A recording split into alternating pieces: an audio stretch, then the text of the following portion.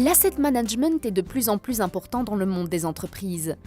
L'asset management est un terme générique qui désigne le maintien de l'équilibre des performances, des coûts et des risques lors des processus de fabrication. Asset management draait rond het standaardiseren en het vereenvoudigen van alle procedures die hangen rond de aanschaf, het beheer en het onderhoud van installaties en assets.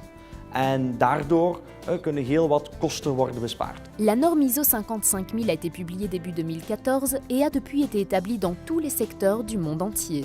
Dankzij het ISO 55001 certificaat kunnen bedrijven aantonen naar regelgevers, naar klanten, naar investeerders toe dat ze eigenlijk hun assets correct beheren.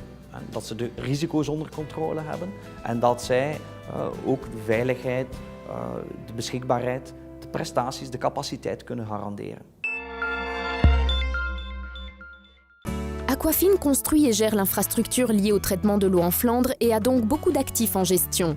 Aquafin est la première entreprise de Belgique ayant obtenu la certification ISO 55001. Het ISO-certificaat gaat precies over asset management en biedt ons een kader, eigenlijk een kapstok, waaraan we al onze processen, heel onze organisatie kunnen ophangen.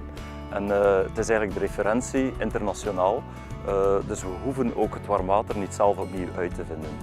Daarnaast biedt het onze klanten ook een stuk zekerheid dat de assets of de infrastructuur die door Aquafin beheerd wordt, dat die in goede handen is. Zowel vandaag, morgen als ook heel belangrijk op lange termijn. Asset management wil eigenlijk zeggen dat je gaat kijken over de totale levenscyclus van de infrastructuur. Dus dat start al van bij het ontwerp.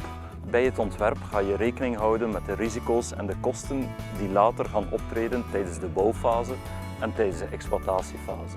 La ville de Diest, dans le Brabant flamand, subit actuellement une profonde métamorphose. Le demeure qui était par le passé en grande partie enfoui sous la ville est à présent remis à ciel ouvert. Ce qui contribuera à ce que Diest redevienne une belle ville historique avec le retour de l'eau.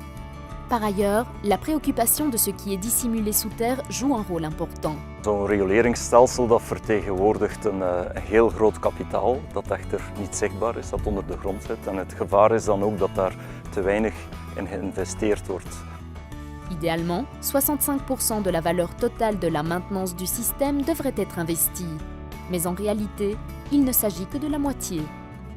Als ik het vergelijk met de toestand vroeger, werden de rioleringen aangelegd. Onderhoud, eigenlijk was er niet bij. Men moest wachten tot de riolen dichtgeslipt waren.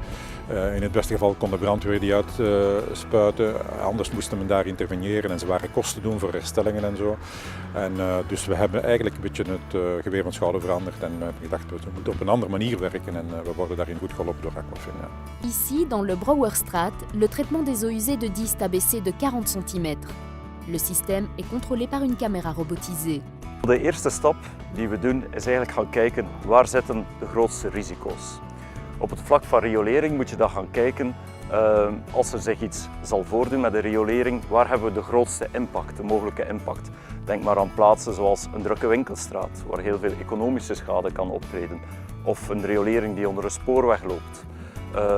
Of plaatsen waar ook ecologische schade kan optreden. Samen met de gemeente gaan we kijken waar bevinden zich die meest risicovolle punten.